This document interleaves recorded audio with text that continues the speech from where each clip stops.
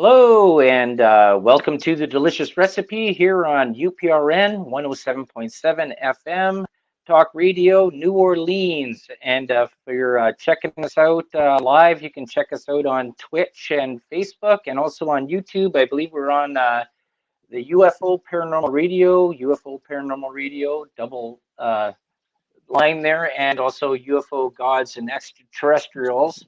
And we're doing this on StreamYard. So anything that you do there, want to send some comments, I'll be following along in the chat there. If you have a question for me or for Paul, that I'll check it out there. And if we can get to it, we'll get to it there. But I'd like to welcome Paul from all the way from Australia. We're like a half a world away. G'day, Del. Thanks so much for having me on your show today. Yes. So a great thing is that my wife there, Laura, she had you on her show, the Angel Rock, and it was amazing. I was going, oh, you're gonna have Paul Anthony Wallis on there. He says, I've been watching The Fifth Kind for such a long time, and seeing other stuff that you've done there with Gaia and even other stuff that you've dealt with there. You have a new book that just came out in May. I believe it was May 4th there, Scars of Eden, which is the carryover of Escaping Eden. You want to tell the viewers out there and listeners what the Scars of Eden is all about? Absolutely. Well, the Scars of Eden ask the question whether our ancestors confused ideas of God with memories of ET contact. And that's some of the territory that I covered in Escaping from Eden.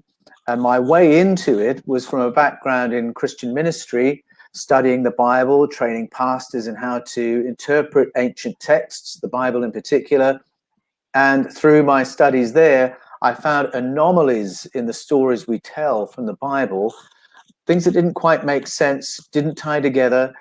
And as I drilled down into them, I realized they were all translation questions, and that when you do a translation flip on some key words, those ancient texts line up with narratives all around the world that have a quite different explanation of human origins in them.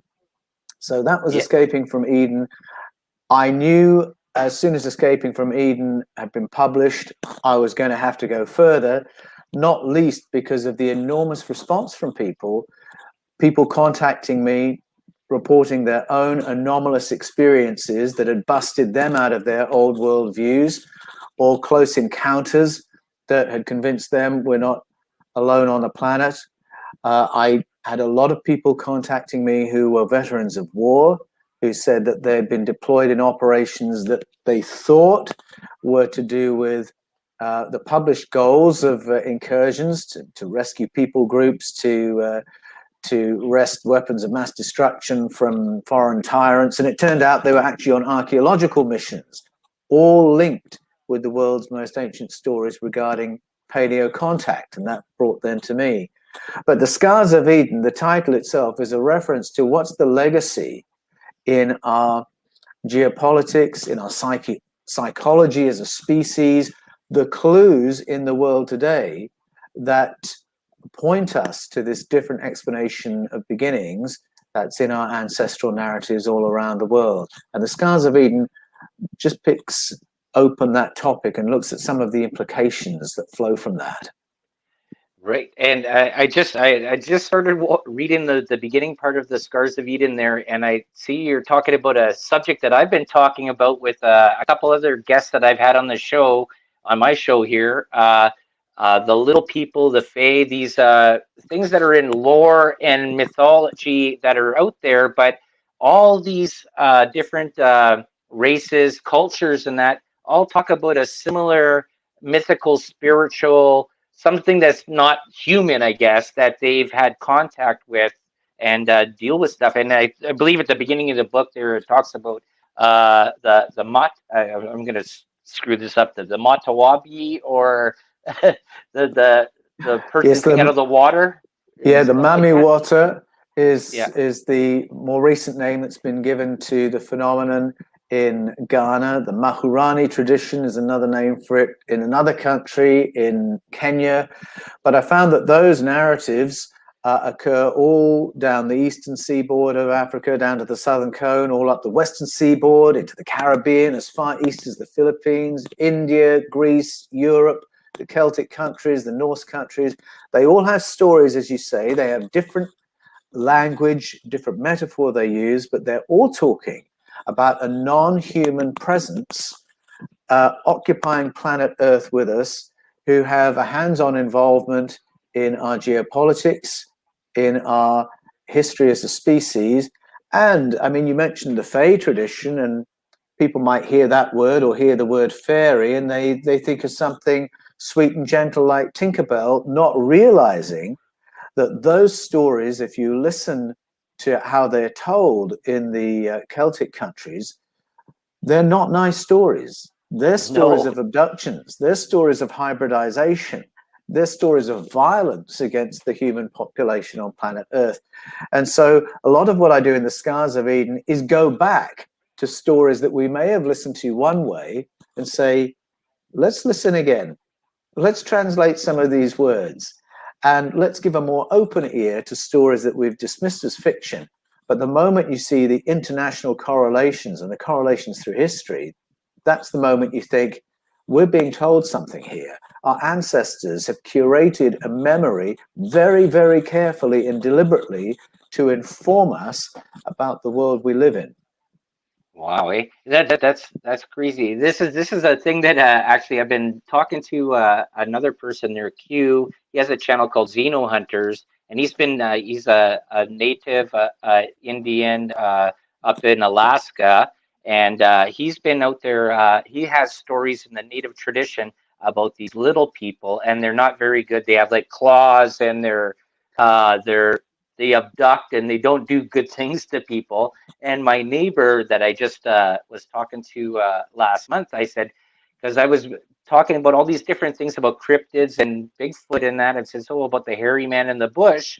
And that says, oh, our native tribe, our reserve doesn't really discuss that one. We are afraid of these little people in the bush, and they abduct people, and they're not very good. And like if you I guess the word pissed them off, they come back and they do nefarious things to your house and to your family members. And then I was looking into more stuff into this, and I had another person, Varla Ventura, very good. She wrote a whole bunch of books about the little people, and this is like a story that like these. This is in lore. Like this is. You think about it in a one part is that you're thinking that it's to scare your children from not going out at nighttime and running away from home, that there might be something out there, but these are actually things. They put shrines out there, they leave little totems out there, sometimes some tobacco or alcohol or stuff like that. You have the same thing. Go on. No, it says the same thing is that you found there too in these stories. Absolutely. And what's interesting is you can go anywhere in the world and the locals will tell you those stories, the stories they heard from their mother, grandmother, all through the generations. And it's so easy to dismiss those stories, as you say, as, oh, this is what they tell the kids here to stop them from being naughty. These are the threats. Mm-hmm. Don't misbehave, the bogeyman will get you. But what's interesting is that these stories are so universal, and yet they don't find their way into our textbooks and official explanations of the world. So, for instance, when I learned about the Mamiwata tradition in Ghana, I'd never heard of it. And I only heard of it because I was warning my parents-in-law about escaping from Eden. They're devout Christians from Baptist and Pentecostal background. They grew up in Ghana. And I thought that they might find my thesis a little bit confronting. So I thought I'd better warn them what my book's about. And so we spent a weekend together, and after we'd had some lovely food and some nice drink and everyone was relaxed, I thought, okay, this is the moment I can tell them about it. So I ran through what my book was about. And my mother-in-law completely surprised me when she said, Paul, we already know this story. People in Ghana, we get taught the Christian answer to questions, we get taught the modern scientific answer to questions, but we also know what our ancestors have told us, and what our contemporaries tell us, that there is another presence here on this planet. And yet you go to Ghana and the Mami Wata stories are not part of the official narratives. You don't get taught it at school, and yet all these narratives survive.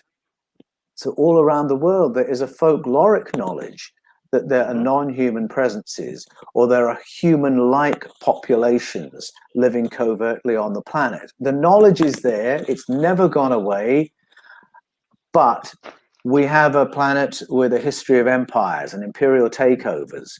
And what's often happened through that history is that the invading force arrives and obliterates the old stories with their new story. So just as an illustration, when the Spanish and Portuguese forces landed in Central and South America, they arrived with their letters patent from the kings of Portugal, Spain, and the Pope to use whatever force was necessary to subdue that territory and take it for the church.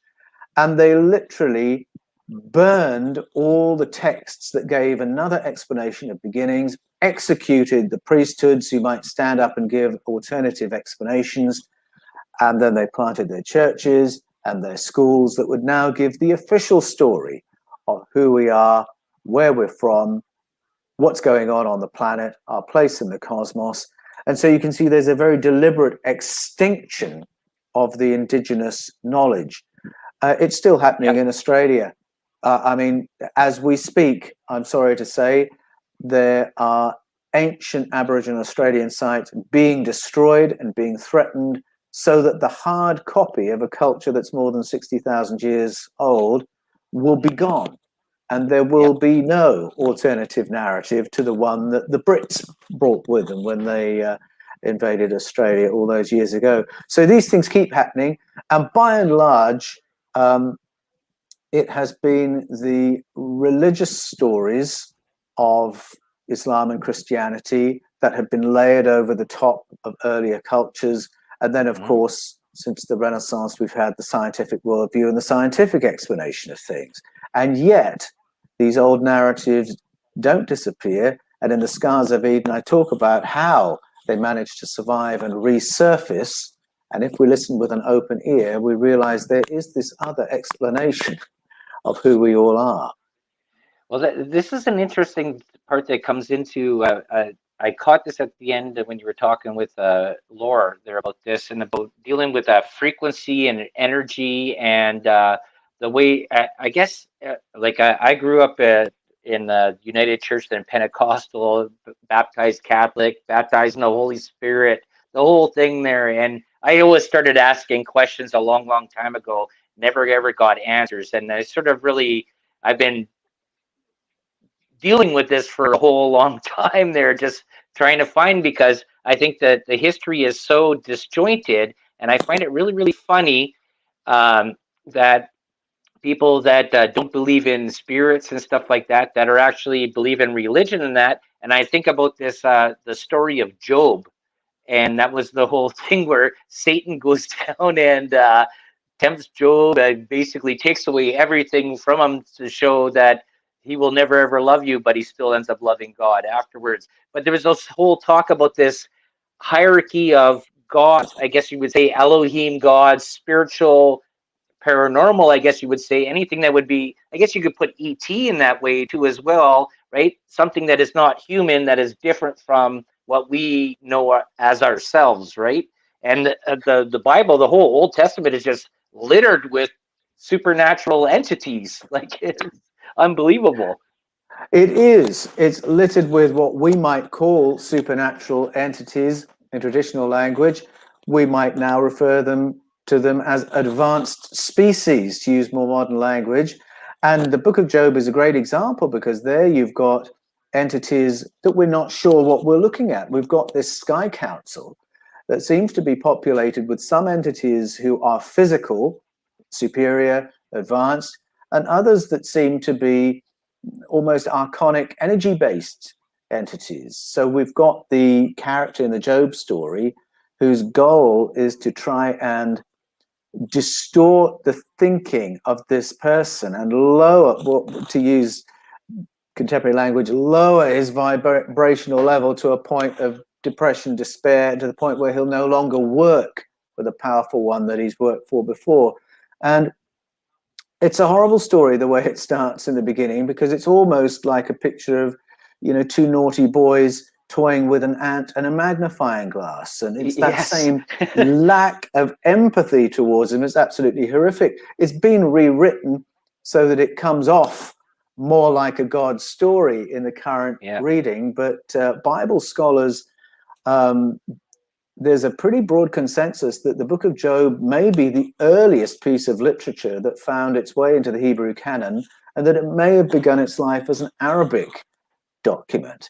So long before Judaism as we know it, this story comes of this sky council, of these totally non-empathic entities toying with human beings, and then it's got rewritten and rewritten. But the roots of it are still there. The original ugliness of the story and the incongruence of it is still there. You can't miss it. And it's one of a number of passages in the Hebrew canon that talk about this sky council, this, to use Hayam-Ashed's language, Hayam-Ashed, the former chief of space security for Israel, who spoke just before Christmas, he calls it an intergalactic federation. Right. Yeah, you were mentioning... It's the same thing. It's the exact same thing. This body of ET demographics, quite diverse, quite various, bumping up against each other as they conflict with one another over how to best manage Project Earth. And we get glimpses of that all through the Bible. Yep. Well, this is interesting. Okay, I'm going to go back into this Project Earth thing. There's two as well. But do you see, or not, I'm just saying, you see in the stuff with Odin and Zeus, where these gods or demigods or small g gods basically played with humanity and gave them little tasks, and even their own offspring, where they came down and they, like, I think it was Odin and Zeus also disguised themselves as something else, had sex with women.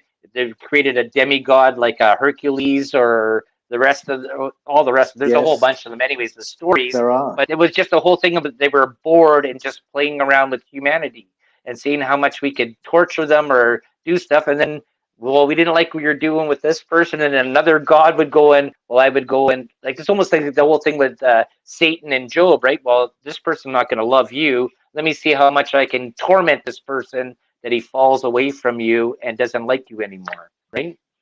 Yes, exactly. There's a lot of that in narratives all around the world where humans are being toyed with, in effect.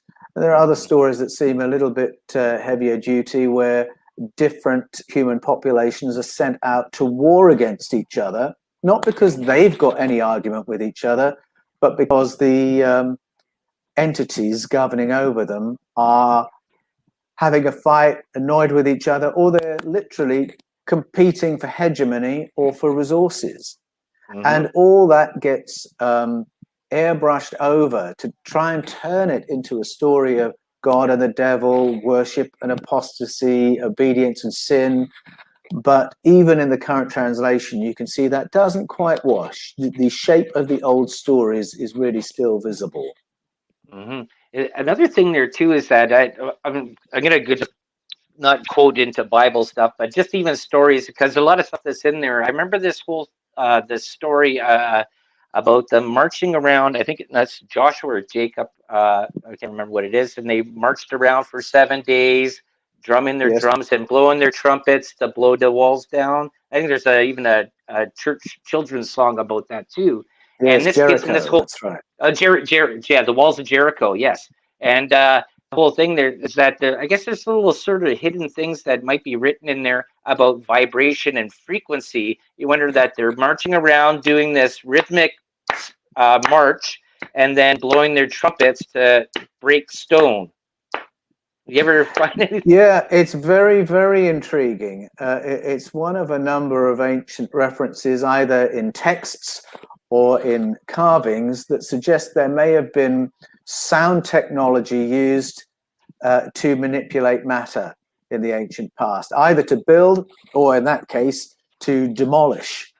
And it's one of a number of moments where I think what we're looking at is technology that the ancients didn't understand, and some of the technology we don't understand.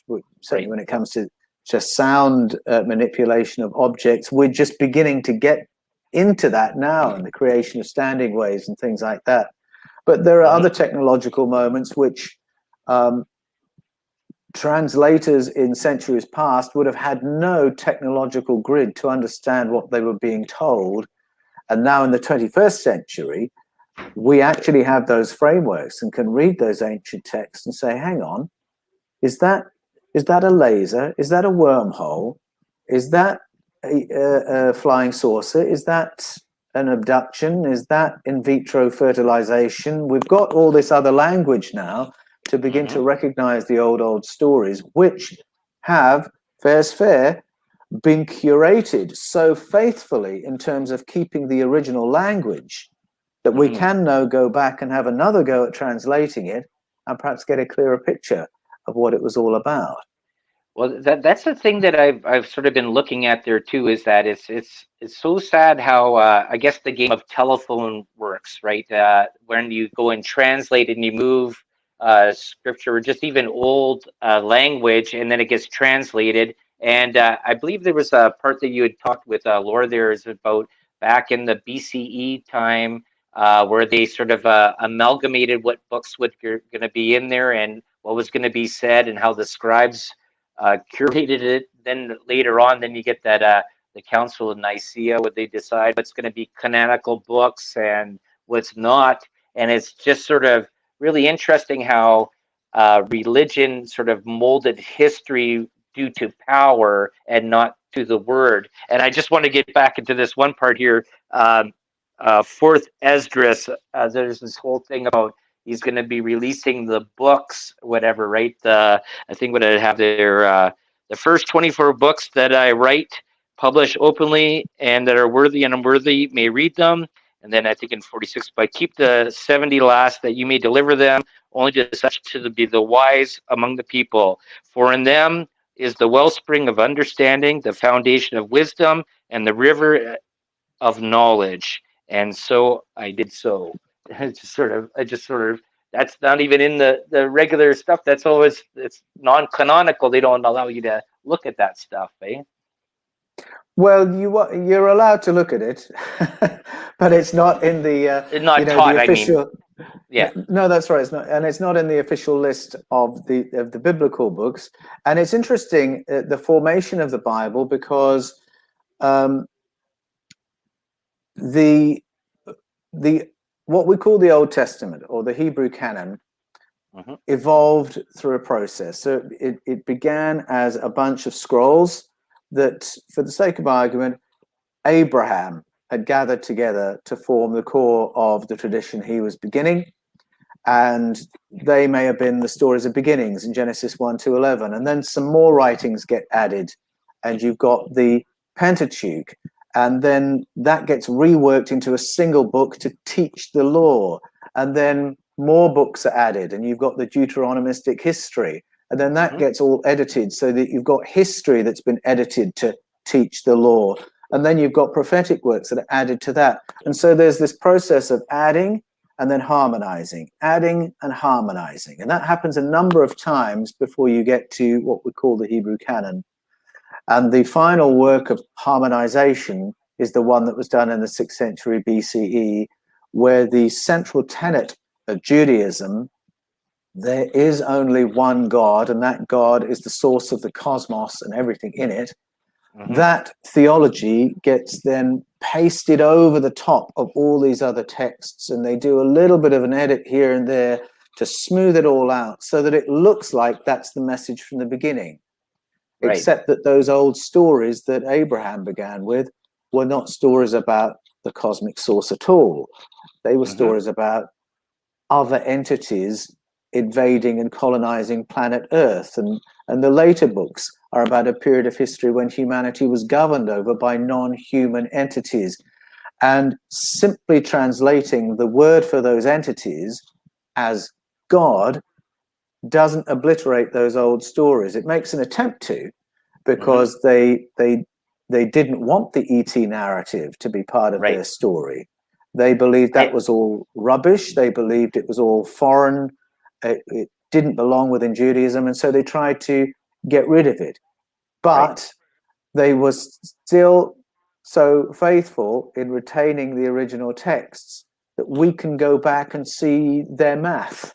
We can see what they did, and we can question those translation choices, and we can go back to the texts as they were in the raw. And that's just the process within Judaism. You get into Christian history, and you mentioned the Council of Nicaea, which was just one of a whole number of councils that narrowed Christianity down into this orthodoxy, which excluded many stories that were part of mainstream conversation in the beginning of Christian history. So in the beginning of Christian history, you've got a kaleidoscope of views and understandings and texts and theologies. And then by the time you get to the end of the 4th century of the Common Era, the ET discussion is gone, can't talk about that anymore. The demiurge that Plato talked about, this other entity that had a hands-on involvement in downloading codes to create what we're, no, can't talk about that anymore. Everything is in the Gnostic Gospels that relates to astral travel, can't have that anymore. Archons, get rid of those. It's all gone, except not entirely. It's all been buried for its protection in the Nag Hammadi desert to surface centuries later. And meanwhile, the empire's rolling along with this narrow orthodoxy that everyone has to believe. And just seeing that one process of taking control over what people believe through Roman history and the history of the church, you read that story, and then you can look at more recent history with a different lens on and realize, okay, what were the narratives that got buried here? What were the narratives that got buried here? And what were the texts that resurfaced here to tell the old stories? And it's the correlations of the old stories that will really catch your eye and make you realize there's something here. It's not just stories that got onto a list of forbidden books. There's real information and real knowledge with an implication as to who we are and how we live on this planet. I learned a word today as I was reading the beginning of your book, and then I went over to something else, and then I don't know how I got to this, but I learned this word. It wasn't in your book, but I somehow I popped this up. It was called monolarity. It is the belief in the existence of many gods, but with the constant worship of only one God.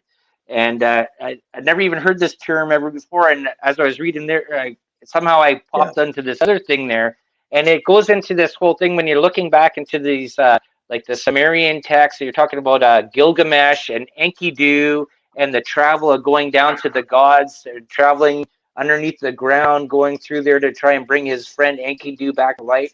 But he was also and dealing with demons. Then you look at the whole thing with King Solomon, with the ring that he had a power above on the earth and below, and having, I think in the story, I believe, correct me if I'm wrong, that he had the Temple of Solomon, that he had whatever demon or whatever, he had them move stones for him to do certain works because he had power, something like that. And that's dealing with supernatural beings there. Yes, that's right. Supernatural beings, aka advanced species. And that word that you use, monolarity, the word I use in the Scars of Eden is henotheism. And henotheism is the same thing that says there are many powerful entities, but you're going to work for just this one. And that is the framing of the 10 Commandments, if you think about it. If anybody needs a red pill to take to get into this understanding of a different history where we've got plural advanced beings governing our ancestors, go to the 10 Commandments, which begins with a command to work for only one superior, one powerful one, to use the Hebrew word, and don't serve the others, don't bow down to them. You're not even allowed to draw pictures of them because there has to be a great forgetting of them. And that's from Moses. I wrote that down too. I wrote that down too there just in case I forgot. I am the Lord your God. This is from the New King James Version. I am the Lord your God who brought you out of the land of Egypt, out of the house of bondage. you shall have no other gods before me. And then verse 2, you shall not make for yourself a carved image of any likeness of anything that is in heaven. Something, and it goes on Yeah. and on and on there. Yeah. Yeah, indeed, it goes on and on, affirming the fact that there are other powerful ones out there that have other people groups working for them. Right. But Yeah. this one here, who's taken the name of Yahweh, that's the one you serve.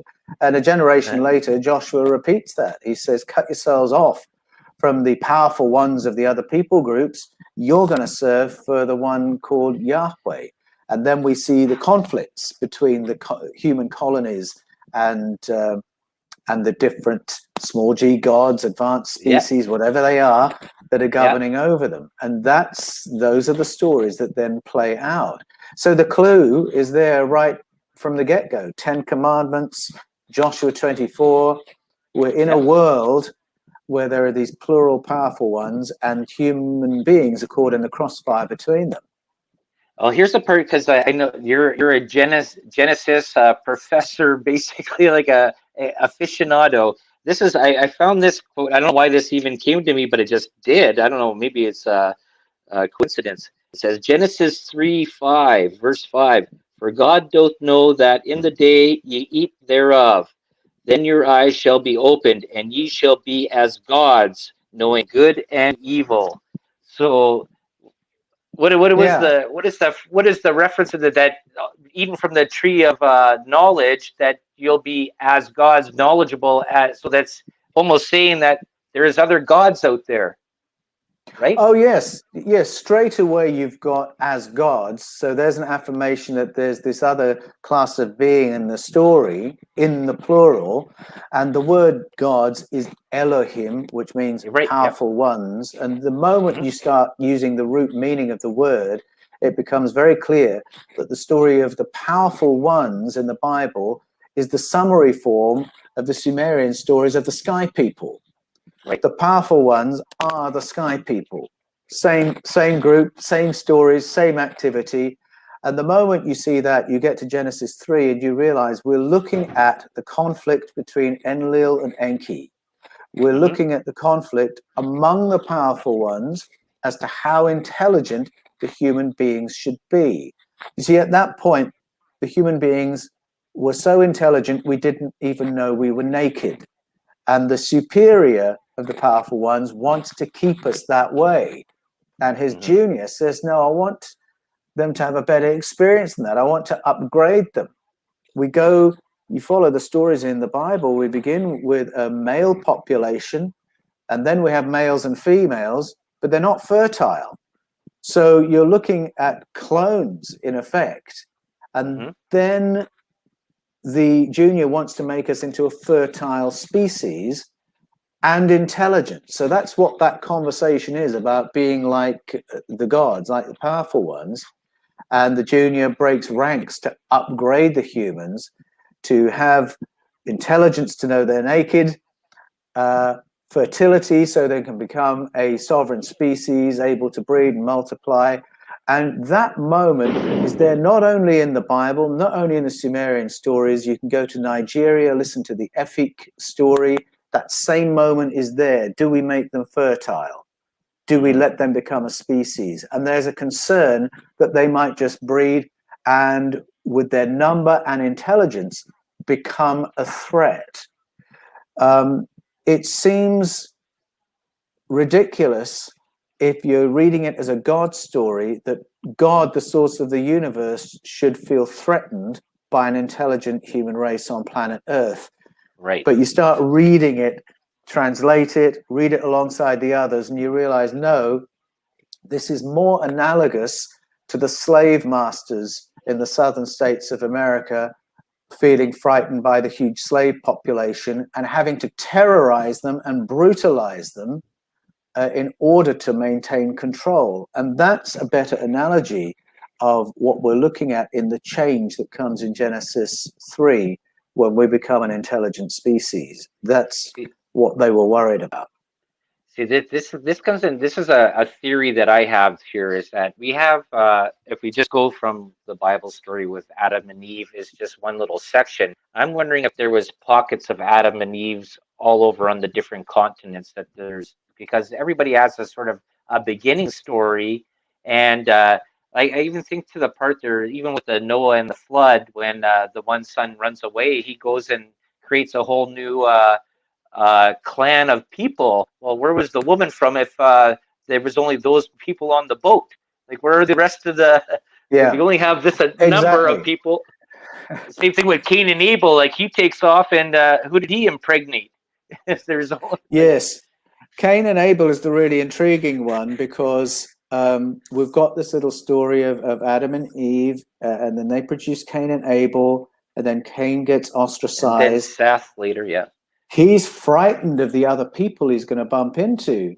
Well, who are the other people who won't know who he is? And that's one of the Right. clues that the Eden story is about an enclosed zone where the powerful ones have been engineering us and then deploying us for their own purposes.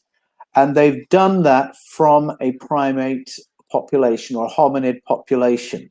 And that's what's outside the gate. Those are the violent ones who might kill poor Cain. Mhm.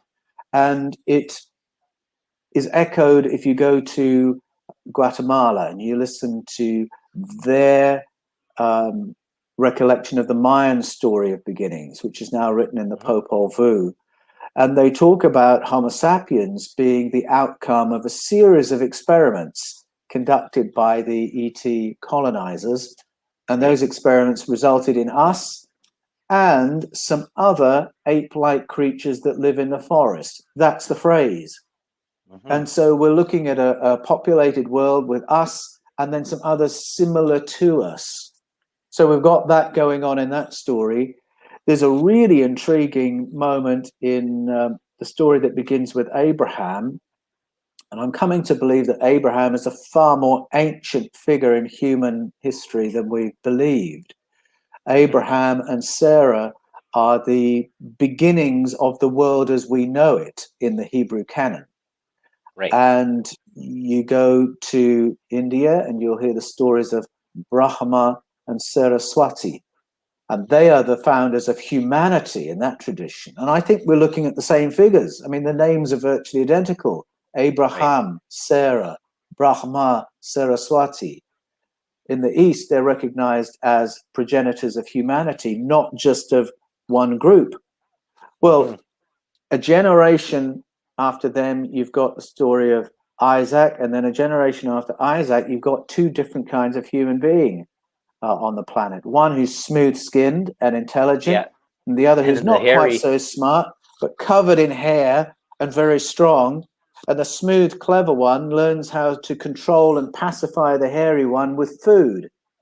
Well, I wonder if that's a far more ancient primordial story than we think, and if that's another recollection of a time when our ancestors knew that there were a number of us hominids on the planet bumping up against each other, little people, giants, hairy people, smooth people, Yeah.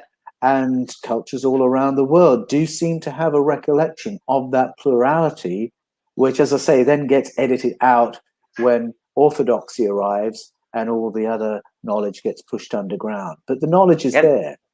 That becomes a really interesting story, because I guess when Abraham is going blind, I guess, and then he brings his the one brother in there, he says, okay, well, here, just pretend to be the other guy, but put on this lamb skin with the hair on it so that he can feel to know that it's you. Well, lamb skin with hair on it is sounds like a Sasquatch in a way, Yes, but it does. It absolutely does. It's not a hairy man. If it's as hairy as a goat, then yes, you're looking at a Sasquatch. Or in Australia, we have the Yowie or the yeah. Yeren in China, so on and so forth. Yeah, it's just like, if you look at these stories there, and you sort of like, what is this being in reference to? But then, this is the part that I was, you have to go back to the original text and work from whatever Greek or Hebrew and see what maybe the word might have been, because I don't like, you can go through the King James Version Bible and the NIV and stuff like that, and what they've done, what I've noticed, is they've taken it and made it to 21st century language, but maybe that word might not be meaning the same thing. Have you found stuff like that, where they sort of the text is sort of might have been changed a little bit? Well, obviously, different translation editions of the Bible, it's always really informative if you read the introduction at those Bibles, because they'll say what their guiding principles have been in their translation choices. And so, for instance, you go to the Good News Bible, and they'll say the translation choices we've made, we've tried to minimize technical terms or traditional religious terms, and we've tried to use words that will make sense for someone whose second language is English. So in that way, we're trying to create a very popular, universally accessible translation. And then you'll have another translation that says we've made translation choices so that the speeches sound like speeches, the letters sound like letters, the histories sound like histories. Another will say we've chosen single word equivalencies, so that every time this Hebrew word occurs, we'll use this English word, and that will help you with your study. And I applaud all those different approaches, but what's wonderful is that they will also tell you what are the manuscript sources they're working on. So you can go and see, oh, they've got the Masoretic text here, they've got this text here, and we've still got those. So we can still go back to the Hebrew, we can still go back to the Aramaic, we can still go back to the Greek and ask questions about what the root meanings of those words really are, how it really should be translated. And so in that sense, we really have to applaud the fidelity of transmission that the Hebrew scribes had in maintaining the ancient texts, because it puts us in a position now where we can challenge long-standing translations and go back and propose something quite different. And Eric von Daniken says he believes there are 10 words that if we reconsider the translation of them, it totally revolutionizes the story of the Bible and makes it unmistakably the story of paleo contact with extraterrestrials. So here's another question. While we have a little bit of time, I wanted to ask this one there. What do you think of the story of Lilith in Genesis? There's been a lot of controversy about this, about Adam having a first wife that was Lilith, and then having Eve that was taken from the rib. And I've listened to debates on many sides of this question, but really I haven't really found anything that would make Lilith be an actual thing. I don't know. Maybe. No, to be honest, I haven't really probed the Lilith story at this point, but I think the question really arises from the fact that in Genesis 1 to 11, what we appear to have is a whole sequence of stories of beginnings that have just been placed alongside each other. So that now, for a casual reader, it looks like we've got, here's the beginning, here's the middle, here's the end, here's the world as we know it. But that isn't really the case. You read closely enough, you can see the joins between the different scrolls, the different stories. You've got 2 creation accounts for a start, 2 creations of human beings, and you've also got a number of planetary resets in those stories. So you've got possibly 2 floods that are referenced, the one in Genesis 1 and the one in Genesis 6. You've got the destruction of civilization a number of, perhaps 3 times. There's a civilization that may have been destroyed in Genesis 1 because the planet has been devastated by a catastrophe when you probe the language. Then you get to Genesis 6, you've got another civilization being obliterated. You get to Genesis 11, a spacefaring civilization obliterated. And then in Genesis 9 and the beginning of Genesis 11, a hint that there are civilizations going back into geological time, back to the time when the continents were conjoined before they separated. And so there is a possibility that you're looking at a number of civilizations, a number of genetic engineerings of intelligent life on Earth. And that's where people begin to find the room for here's a co-ed humanity here, Adam and Lilith, those stories. And here we've got the Adam and Eve stories. And now we've got the upgrade stories. And it's very possible that we've got a number of starts from totally different periods of the planet's history that have just been all pulled together in those early chapters. And then Genesis 12 is a story of beginnings as well, because there's the father of humanity, if we take the Eastern versions seriously, of Abraham and Sarah and two different kinds of human being. So it's a kaleidoscopic picture that we've got there, and it's one of those moments where it really is worth reading the stories out of context, re-separated, and understanding these have come from different times and places with different information in them. And let's take a pause to acknowledge that before we try and glue it together and make it all fit. Right, and that's a amazing point. There is that even when you look at even other religions, and if you're going into how their creation stories are, there is sort of like a little similarity that's going around there, I guess. And it's not just basically Adam and Eve, but it's some sort of beginning stuff, and it might be in one of those points that sort of happened there at the beginning in the Genesis story. We don't know, right? Exactly. Yeah. Well, we're coming close to the end here, Paul. What I would like to, I definitely enjoyed having you on here. I have like about 15 pages of stuff that I would really love to ask. Yeah, we're running Good on near you, to the Dale. end. We'll have to do it again. Oh, for sure. Yes. And just besides the Fifth Kind YouTube channels and that, just tell everybody there about your book again there quickly, and the YouTube channels and your shows, because I watched them. They're great. Sure, thank you. Well, for the Scars of Eden, you can go to Amazon, Kindle, Barnes & Noble, Book Depository, wherever books are sold, get hold of your copy. And if you'd like to get in conversation with me, then go to the Fifth Kind TV on YouTube or to the Paul Wallis channel on YouTube. I'm always in the comments having conversations with people. And my website, paulanthonywallis.com, that's Anthony with an H, Wallis, W-A-L-L-I-S. If you go to paulanthonywallis.com, you can contact me through my website as well. Many people do coaching with me, and it's through the website that I set that up. Awesome. I really appreciate you being a guest here on the show, and I love talking to you there. And how's it going in Australia? Well, we're going all right. It depends what part of Australia you're in, and I'm very happy to be in a part where things are a little bit quieter, I'm pleased to say. But we're looking forward to being able to travel the world again, which I'm really missing. Yes, me too. Anyways, so thank you very much again there, and thank you all for checking in with the delicious recipe here tonight, and we'll see you all next week. Thanks, Dale. Let's see if he's still, or maybe he's not there. I don't know. We've lulled him to sleep. I guess so. Maybe, or they're all in awestruck.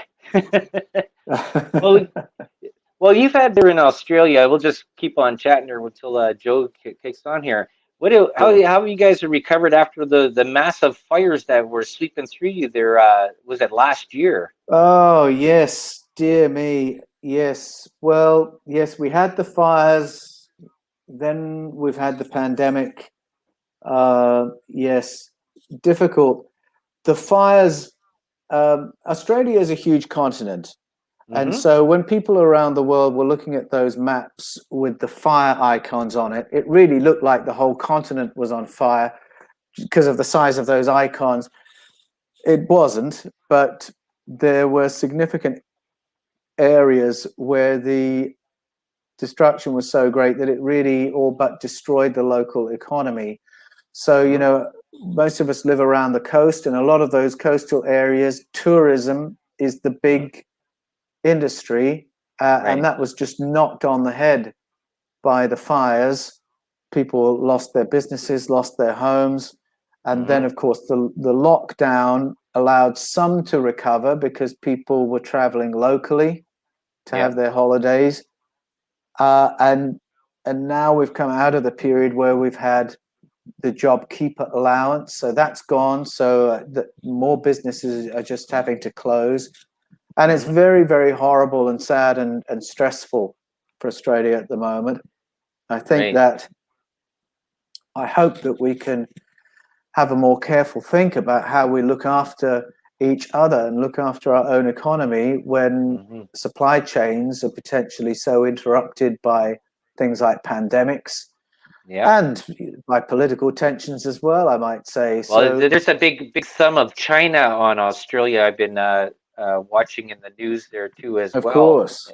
and so that I follow a lot of that stuff that's going on globally. And but going back to the part of the fires, was the thing that was, even though they wasn't showing it, it was showing the smoke was so huge that was coming off of Australia that it was actually affecting New Zealand, I guess, the way that the wind currents Absolutely. were going. Yeah, And it was I mean, just that was really hard because we were in the Australian Capital Territory when the fires were happening. We didn't have any fires in the Australian Capital Territory, but it meant that my poor kids had to spend the whole of their summer holidays locked inside our small house because you couldn't go out and breathe the air. right. And then they had a lockdown because of the pandemic. So that's been really difficult, especially if you live in a smaller home.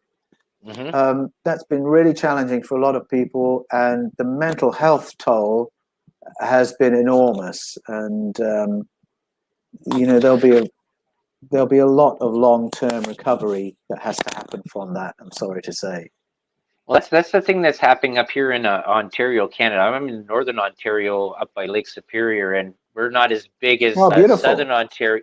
Southern Ontario is like Northern Ontario, I think, is population is like 780,000, whereas Southern Ontario is like a bunch of millions, right? So it's we're not as a little bit more spread out than that. But even people here is that noticing not being able to get out and move around, like they've blocked down borders. We can't go to the U.S. We're Yes. from my place here. We're about like 45 minutes from the U.S. border. Like most of Canada's close to the U.S. border, basically. But one great thing is that I have a camp that's 20 minutes outside of Thunder Bay that I go to, and it's just a miracle place. It's just awesome. Is that you, Joe? It's nice that you can do that. Yeah. We're really lucky where we live now that we can get out into nature and not feel locked down, and we can travel interstate at the moment. So that's in Australia that's very significant. But I would like to be traveling the world right now. I get invitations to attend events and conferences in the States, for instance, which I would love to be at. I'd love to be there selling my book, but I just can't go. And it's a shame. And also, I mean, my kids, I don't know how this will play out, how long this will go on for, but I was very fortunate that when I was growing up, my dad worked for the airlines, so I was able to see the world. And I would love for my kids to be able to see the planet that they live on. And at the moment, I'm not sure we're ever quite going to get back to that point. Certainly not without being jabbed on a regular basis. Which is a bit of a worry. Actually, there's an interesting place that's north of Australia. I think it's north of just out of the Philippine Islands, because I think the Philippines is, what is it, about like 1,000 islands there that are whatever the Philippines. Pinoy, you ever hear Pinoy? They have a really I actually was watching I think it was last year, a bunch of shows in that about really weird supernatural and little people that are around there too, but supernatural beings that are around there that are really prevalent in their culture. Oh, that's very interesting. I don't know about the phenomena you're describing, but I do know that the cultural awareness of non-human presences is very strong in the Philippines, that they have very developed language for it. So it doesn't surprise me to hear you say that. Yeah, there's just like the longer the more and more I go into this show and researching stuff and looking into these cultures that you don't get to travel to, you see, and you see the stuff that you were talking about. There's so much of these stories that are going on that that has been passed down in these cultures. Like I was thinking also too there about think about the lady in the lake with the sword. That's another spiritual being that was in the water that gave in the story for Camelot or Sir Lancelot. Was it Sir Lancelot or no, King Yeah, Arthur? that's right. The Yeah, power. Yes, that's right. Yeah, absolutely. Well spotted, though. It's like a mythical power. Oh, and maybe we're done here. Did Joe kick in there? Jojo? Or did I lose Paul? Maybe I lost Paul. Anyways, we'll see what's going on here. Thank you very much for tuning in with Delicious Recipe. This was The Dull with Paul Anthony Wallis. Check out his book, Scars of Eden, that just came out May, and a really great read. And check out his other stuff there too as well. Having trouble connecting. I think we're back. So I've had such a strong response from the Philippines to my material on the fifth kind and to the Scars of Eden. I have to go there. I have to sit at the feet of some Native American elders because they have a very rich tradition of knowledge, not just to do with ET connection in the past, but other information that has been sort of suppressed from the mainstream. And then another place I'd love to go is to Southern Africa, because I know that some of what we've talked about is told to young men when they go through their initiation ceremony. So they reach the age of 13, they get whisked away to spend a weekend with the elders, and they do various ceremonies, and it's explained to them what our place is in the cosmos, who else is on the planet, so on and so forth. So again, it's a tradition of knowledge that's there, but has been excluded from the mainstream. So I've got to go Southern Africa, North America, the Philippines, and where else? There's another spot that I just want to go, and that's, I can do the fourth one, which is just to go into the outback and listen to some Australian Aboriginal elders who, again, have that information.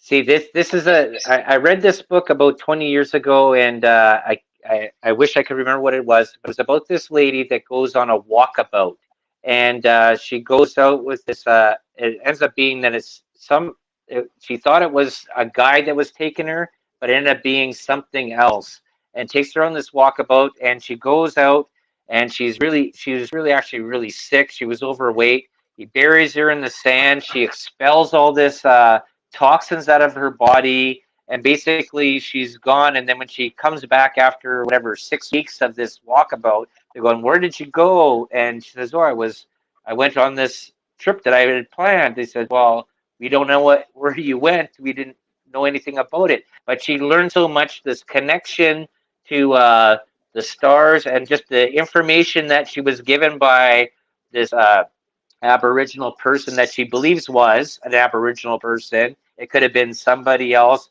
some sort of mentor or some sort of light being that shape-shifted and took her on a journey. But it did that. It actually cleansed her soul. She was whatever sickness that she had in there. I think it was called like the Experimental Traveler. I'd have to look at it again. My mom has the book. I read it a few years ago. Del, but it was, when you find that title, let me know, because I'd love to read that book. Yeah, it was a really quick read, but it was really, really interesting because she basically it's about disconnecting from technology, disconnecting from everything, and feeling the vibration of. This is what the guide was telling her, is that about feeling and connecting and feeling stuff, and the energy, and that, and the part was that I think there was something about the wild dogs. They could smell the processed food coming out of her body, so he had to bury her in the dirt to let it expel out, because otherwise she would have been eaten in the nighttime. It was a whole bunch of really interesting stuff. Yeah, it was awesome. Yeah. Oh, fascinating. That sounds great. So that's the journey I'm on next.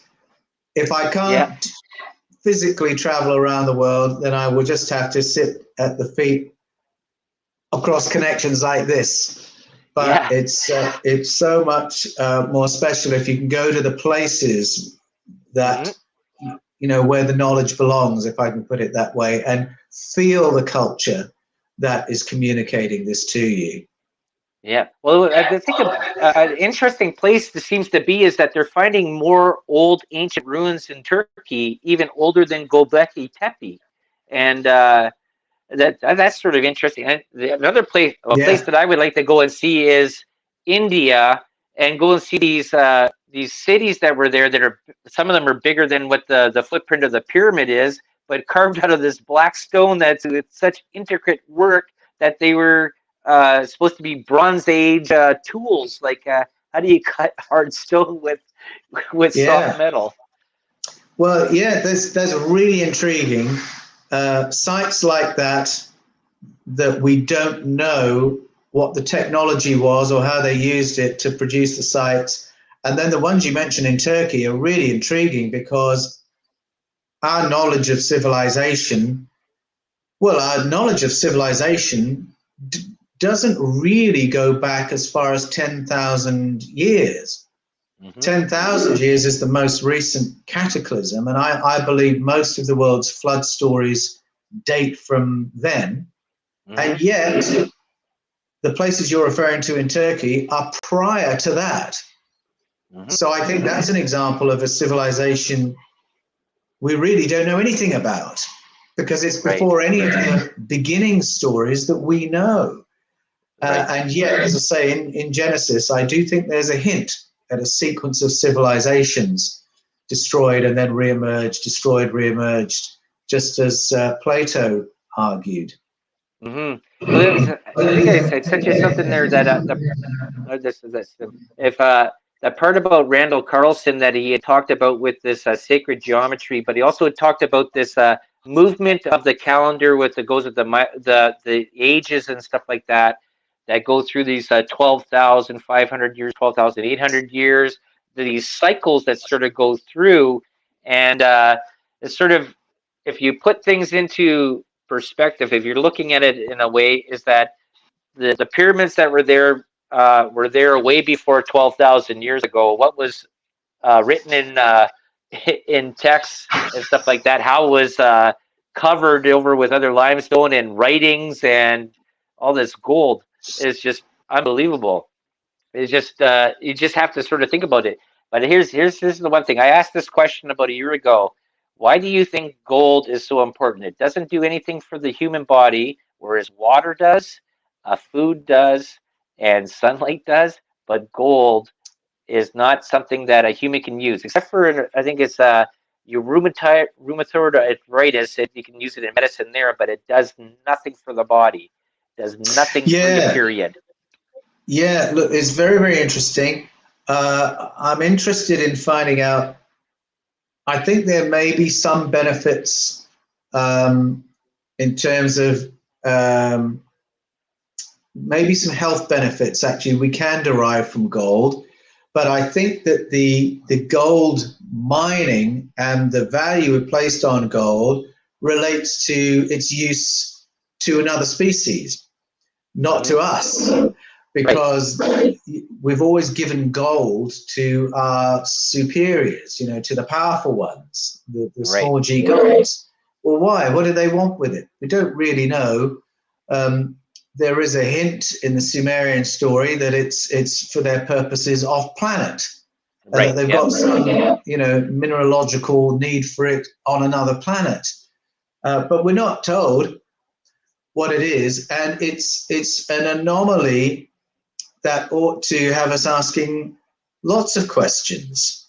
Why you go to Southern Africa, I think there's pretty compelling evidence that there were gold mines there 200,000 years ago. So long before there was a human civilization, our ancestors were here, and they looked apparently pretty much like us, but we weren't smart enough to farm, for instance, or to build cities, but we were smart enough to work in someone else's mine. So we weren't mining that gold for ourselves. we weren't doing anything with it. We didn't put it anywhere. You know, Yeah. it can't be found anywhere.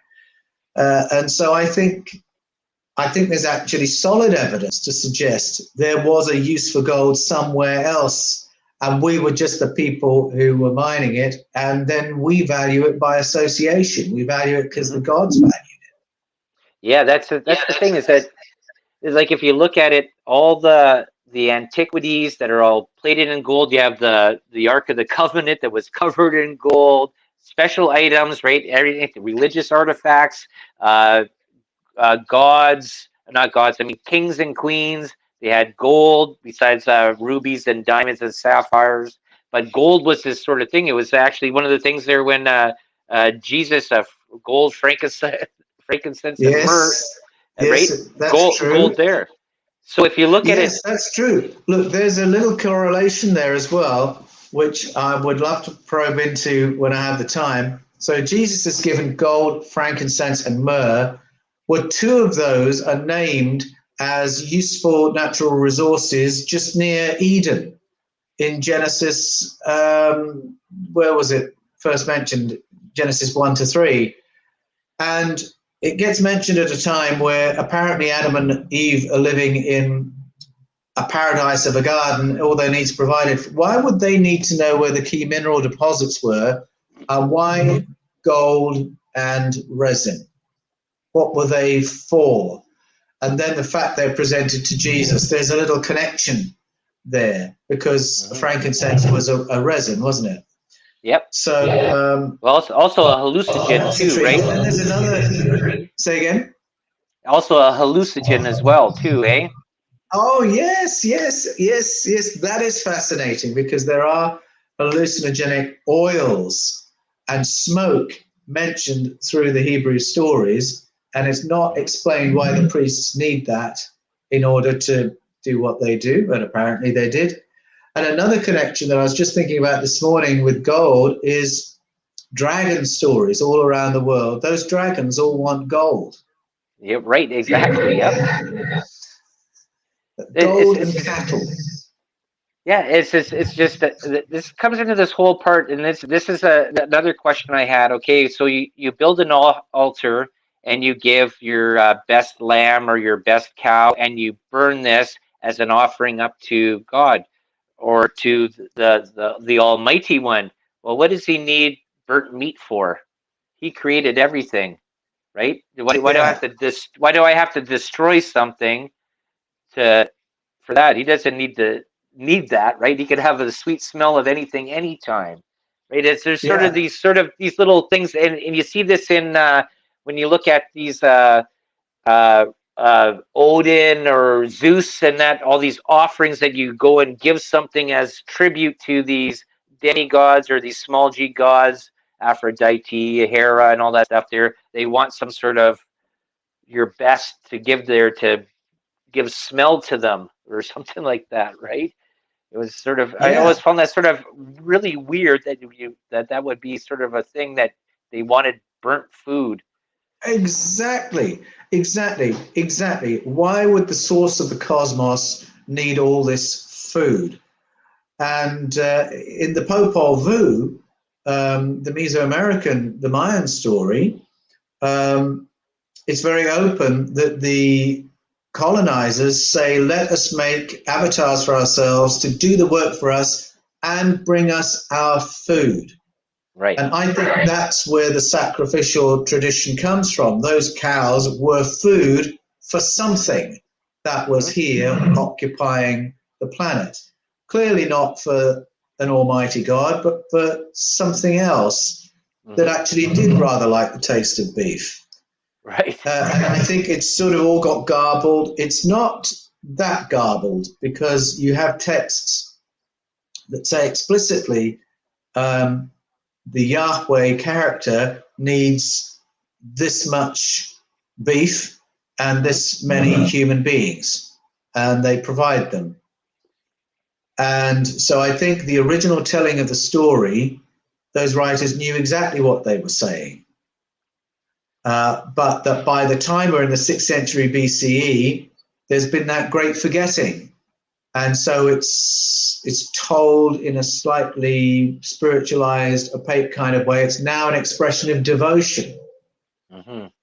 But no, originally it wasn't an expression of devotion. It's we're bringing them their food.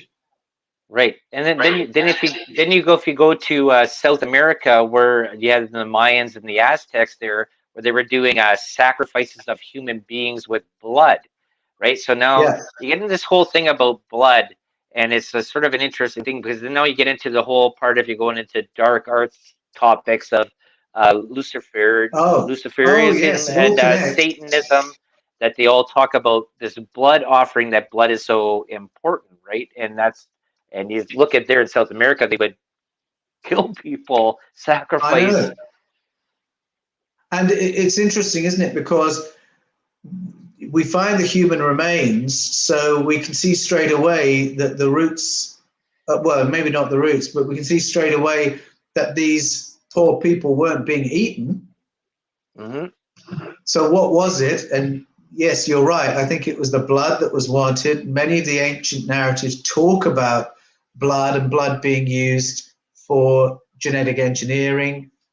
And I think there is a connection with talk about occult groups using the hormones in blood, terrorizing animals and terrorizing people, and then using the blood that has that hormone. I actually believe all that's quite true, because that's a very continuous story. If you look for it, it's a very continuous story through history. Yeah, I did a show about adrenochrome and about that stuff there, about terrorizing and that, and basically with the release that's given off into the blood there, that what it is supposed to be, I guess, is that some of the elite or the rich or that work in that sort of or delve into that sort of thing there, they get some sort of benefit, youth or longevity or whatever. I guess that's a little bit of... Yeah, I think that's part of the story. Maybe they just get a rush from it. But I think that is something that we have learned from our ET visitors. And the elites know about it because they're in contact. Yeah, well, I just got a message there from Joe there. I guess we have to sign out there. So thank you very much there, Paul, for being on the show. I guess we're still going live for a little bit there. So thank you very much. And I will be in contact again. I'd love to have you on again as a guest again. Awesome. Well, thanks, Dale. It's been a great pleasure. Okay, talk to you later. Bye.